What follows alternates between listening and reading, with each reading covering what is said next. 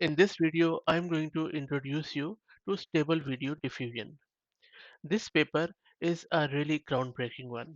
It presents Stable Video Diffusion, which is a model that generates videos at 576 into 1024 resolutions from text descriptions or single images.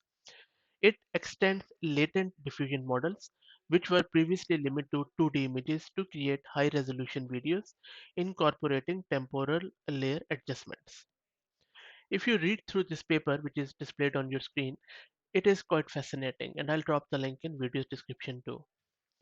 Now, the problem which these researchers are trying to address is the inconsistency in training methods and data curation in generative video models. Traditional models varied in approach and often underutilized training data, leading to suboptimal performance. These researchers developed a structured training process involving three stages: text-to-image pre-training on a wide ranging dataset, video pre-training at low resolution, and then fine-tuning on high-quality video datasets. The advantage of this approach is that it ensures optimal data usage across different training stages, enhancing the model's performance and efficiency.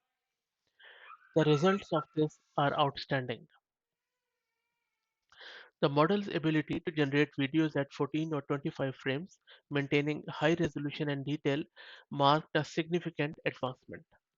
This research emphasizes a crucial rate of data curation, showing that well-curated datasets substantially enhance performance in high-resolution video generation tasks. I'll drop the link to this paper so that you can read further along, because it's really impossible to describe everything which is happening in this paper, but a really cool one, and I really can't wait to see it in action. And if I get my hands on any demo, I will share it in the another video. I hope that you enjoyed it. If you like the content, please consider subscribing to the channel. Thank you very much.